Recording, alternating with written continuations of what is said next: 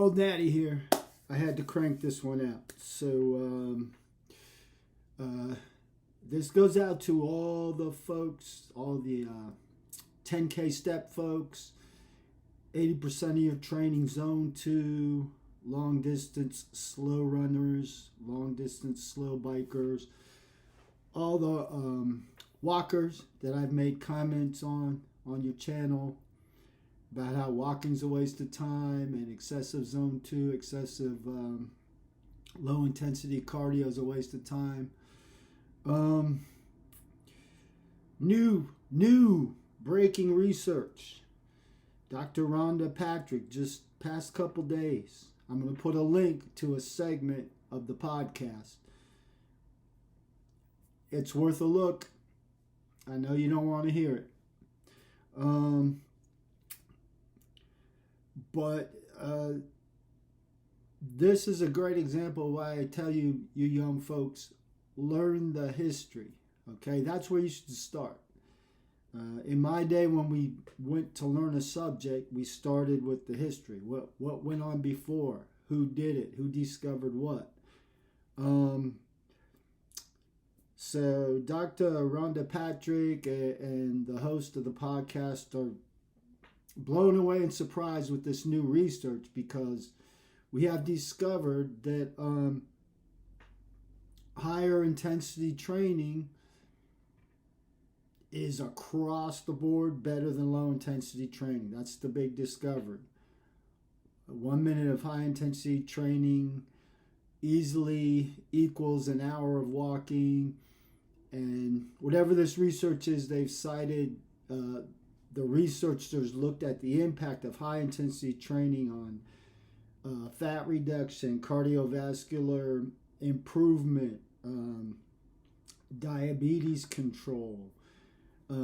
So not just fitness aspects, but total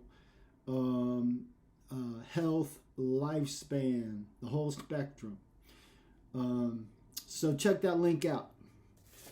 But anyway, I predict you're going to see all the parroters, the top 2 experts. They're going to start backing away from the 10K steps, and then the lower tiers that parrot them are going to start doing the same thing. You're going to start hearing these people are going to start coming out with recommendations for high intensity, short duration exercise. Remember who said it first. Remember where it came from. I've been training this way since mid-1995, before there even was a YouTube. All right? I went back into my videos, and I'm going to put a link in the description box of one of my oldest videos. And that was shot June 2009.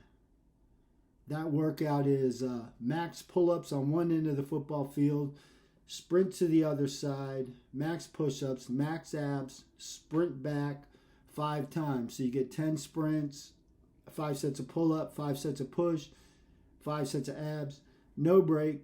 I normally was able to get it done between 15:30 and 16 minutes. Crushed me. Okay? That was probably before Rhonda Patrick was born. But let's go back in time. As far as I know, research I know, where we know that intensity rules supreme over duration. In the 1950s, research was done comparing jump rope to jogging. Jumping rope was found to be 3 times as effective. So to put that in perspective, 10 minutes of jumping rope gets you 30 minutes of jogging. And that's just a regular rope. Imagine if the rope is weighted. Okay? That's going to up the intensity that much more.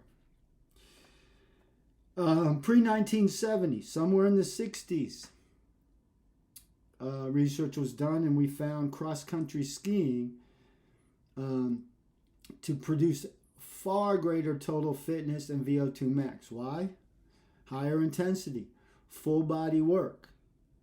Your upper body's working. You're pumping the skis. The skis have a little bit of weight, but you're pushing into the snow. You're propelling your bar forward with upper body. You got the weight of the skis. You got some resistance from the snow. More total full body. Early 80s. Steve Reeves, famous bodybuilder, was experimenting with applying progressive resistance training that he knew from strength training to aerobic work. I've read accounts of him riding his mountain bike on the fire roads and fire lanes up in the hills around his ranch with a weight vest on. He's recorded as doing 225 pounds on the leg press for 45 minutes as an aerobic workout. And he came out with something he called power walking, which was a loaded walking with a movement that mimics cross-country skiing, only no need for snow. Light weights in each hand. He wore a diving belt, and he also had ankle weights on. So loading an aerobic activity. Again, bringing more total muscle into the game, upping the intensity. Right around the same time, Dr. Leonard Schwartz came out with his book Heavy Hands, which was a very similar concept. Loading the body at the end of the limbs with a light load and actually moving it. You're not carrying it. This is not farmer's carry. The whole idea is to use as much weight as you can without disturbing the movement. Loaded aerobics. There's nothing wrong with farmer's carries. That can be blended in, but then that bumps it more to the strength side. And Dr. Schwartz brought the concept into the lab. So he looked at impact of range of motion, load, frequency of movement. His book so got missed to this day. I mean, if anyone did research on intensity over duration and should be getting credit for this concept, it should be Steve Reeves and Dr. Schwartz. Steve Reeves was on the ground just kind of doing it. Okay, and he wrote a book about it. Dr. Schwartz brought it into the laboratory, hooked people up to the machines that measure VO2 max and all that kind of crap, and then started comparing his various heavy hands movements against weightlifting, just regular walking, jogging, whatever. His book has graphs, explanations, if you want to see his findings and the comparisons. Then somewhere in the 90s, we figured out that rowing was superior to lower body only aerobic training. Again, why? Just like cross-country skiing, everything else. Full body, more muscle involved in the activity. And that's a principle of training. I mean, that goes way back. Doesn't matter what your goal is. The more muscle you call upon per increment of time, the greater the intensity, the greater your result. We adjust modality to goal. If someone wants greater VO2 max, greater aerobic capacity, the load comes down so they can cover that same distance at a fast rate, like they weren't loaded. And that's going to more trigger cardiovascular response, some muscle response.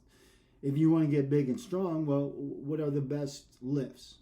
Full body, compound, squat, deadlift, pull, push, right?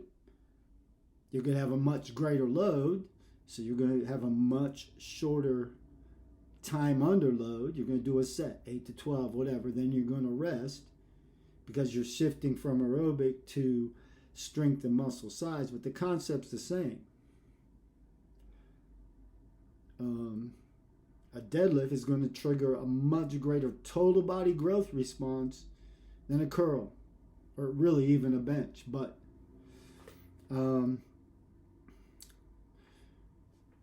anyway, so check out the description box.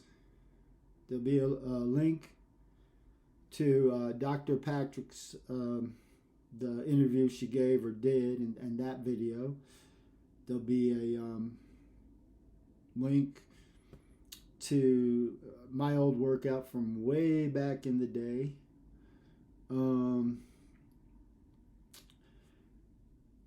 And remember who said it first. Remember who's been on your butt since day one. This is why I tell you, you got to learn the history first. All these young kids are discovering the wheel and acting like they invented it. And they make themselves look kind of foolish. Anyway, old Natty, I'm out.